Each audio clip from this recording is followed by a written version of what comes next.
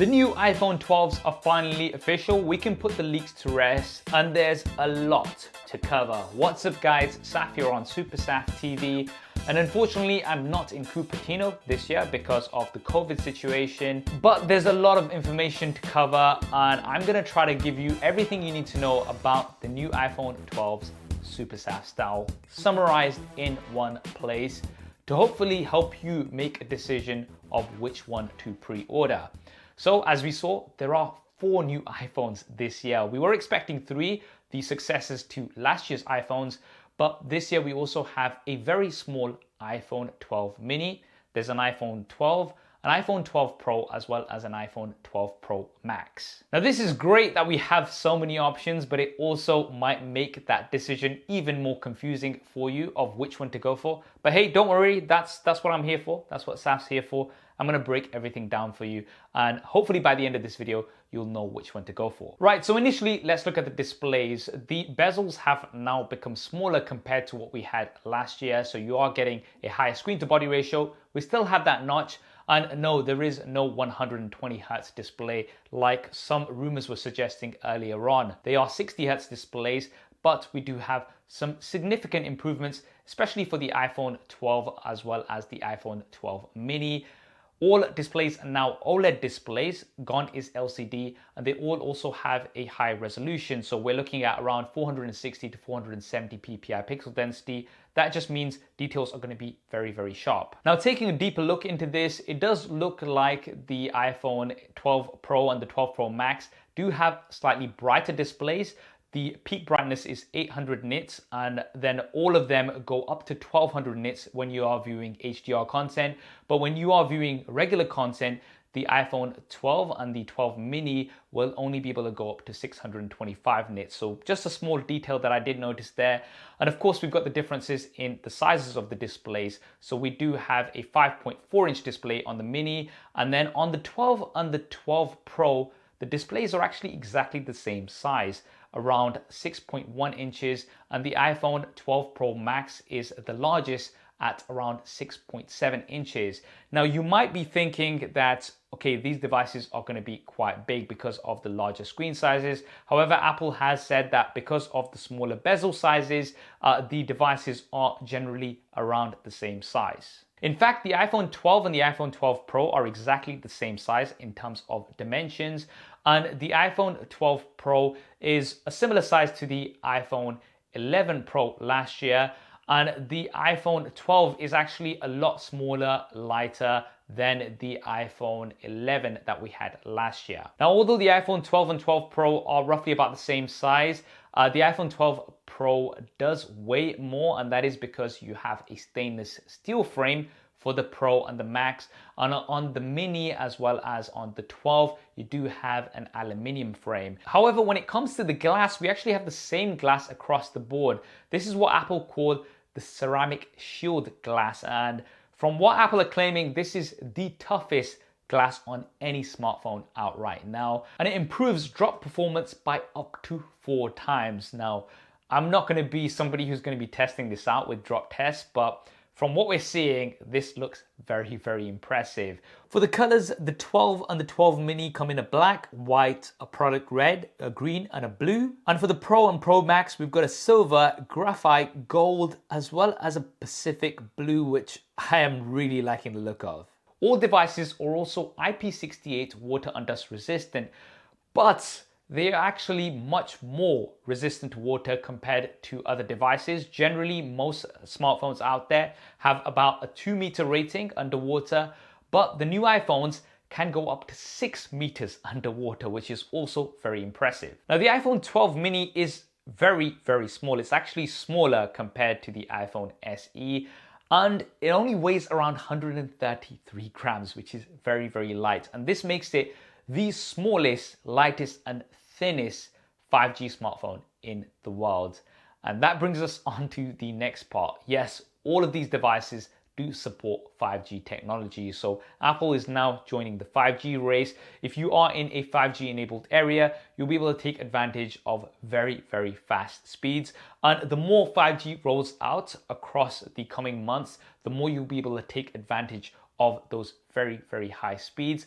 And speaking of speed, they are all powered by the Apple A14 Bionic chip. Now, Apple are claiming that this is the fastest chip on any smartphone. It is the world's first chipset that is based on a 5nm process. I'm not going to go into too many technical details, but essentially these things are going to be super fast. And on the Android side of things, it is going to get very competitive because the A14, from what we're seeing, is a powerhouse. Now let's move on to the cameras, where there are lots of little differences, and I'm going to try to summarize them in the best way that I can.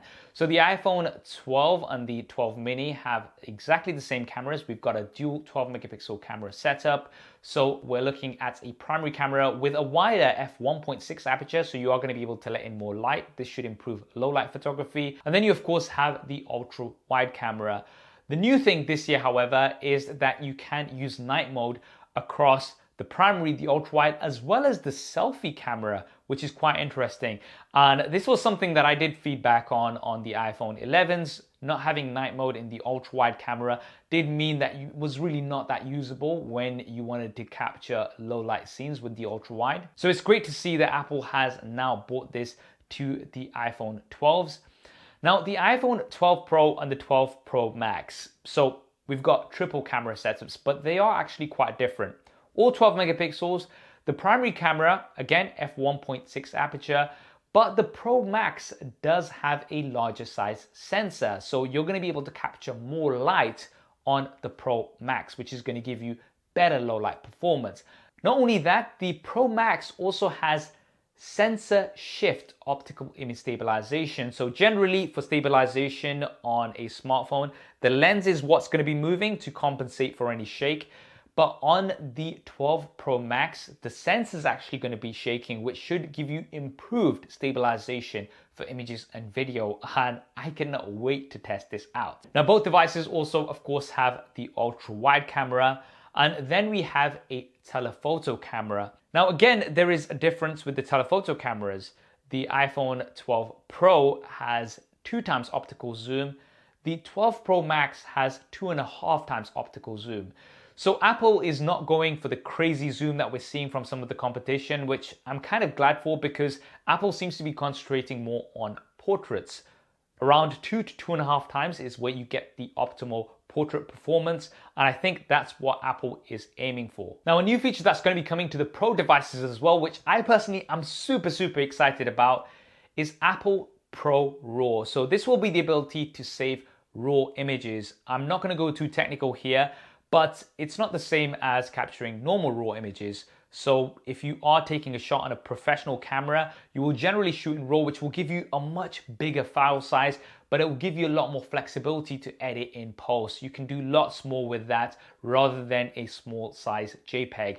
Now with Apple Pro RAW, it's actually going to apply a lot of the computational photography. So all of the magic that happens when you take a shot on automatic on an iPhone, for example, where it's taking multiple shots and combining them into one, it's going to do that in RAW. So not only are you going to have great looking images straight away, it's going to give you a lot more scope to edit those images later on as well. This is going to be coming later on. It's not going to be coming straight away, but it's something that I'm personally super pumped about. The Pro models of the iPhones also have a LiDAR scanner. This is basically going to measure depth, and it's going to be really useful for AR, but also for low light portrait photography. So it's going to be able to map the depth and be able to blur the background even if you do not have as much light. So this is something that, once again, I am super looking forward to testing. Now, the improvements don't stop there. We've also got some improvements for video. The iPhones will be the first smartphones in the world to be able to record in 4K HDR with Dolby Vision. So we're gonna get stunning video.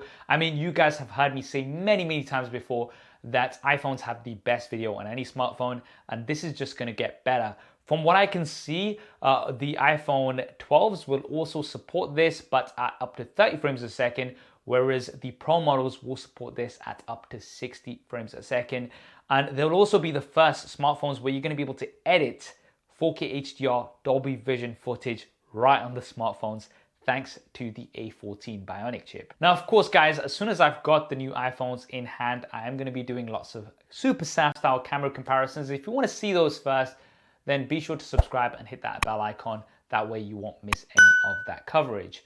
Now let's move on to a new feature that's on all of the new iPhones, and that is MagSafe. And this looks very, very cool. So Apple has now integrated magnets to the new iPhones, and this is going to mean a few things. Firstly, you'll be able to have accessories which are just going to snap on thanks to those magnets, but also wireless charging. When you're normally on a wireless charger, it's happened to me before as well. If you've not aligned it properly, sometimes you're not going to get that full charge.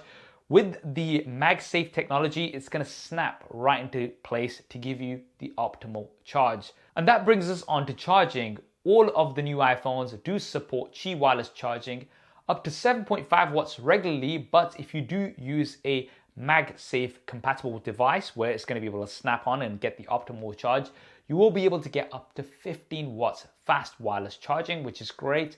And 20 watt charging is supported across all of the iPhones. However, there's a bit of a catch here.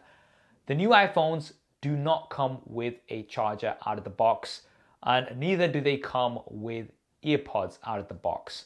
So these are now going to be done with, and all you're going to get is the smartphone, some paperwork, as well as a Lightning to USB Type-C cable. Now, I wish Apple had just gone with USB-C to USB-C, and that would have made things much better.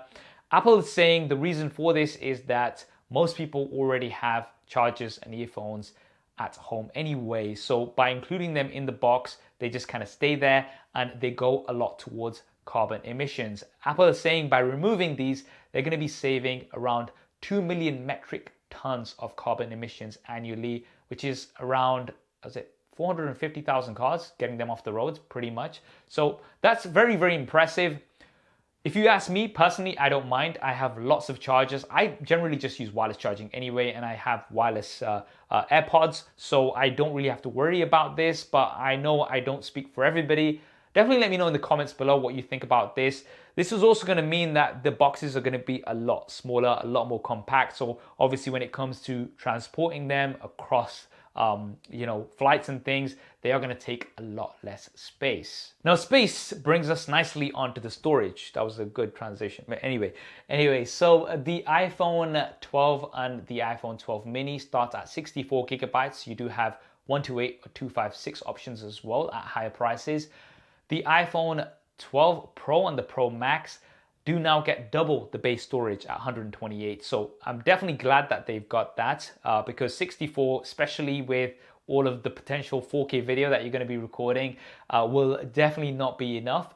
And then they do go all the way up to 512 gigabytes. And finally, let's look at the price. So the iPhone 12 mini does start at the bottom.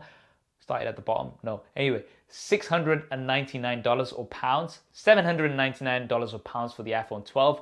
And then you are looking at $1,000 for the iPhone 12 Pro and $1,100 for the 12 Pro Max. And when can you get hold of the new iPhones? Well, the release is actually a little bit staggered. So the iPhone 12 and the iPhone 12 Pro will be coming out first. You can pre-order them from the 16th of October and they will release on the 23rd of October. For the iPhone 12 mini as well as the iPhone 12 Pro Max, they are actually going to be coming out in November. You can pre-order from the 6th of November and they will be releasing on the 13th of November. So you're going to have to wait a little while for those devices. And that is everything about the new iPhone 12 summarized as best as I can in one place. What do you guys think of the new iPhones? Which one will you be going for?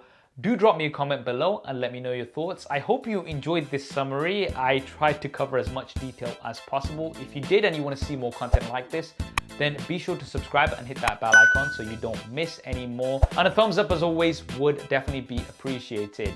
Thanks for watching. This is Saf on Super Saf TV and I'll see you next time.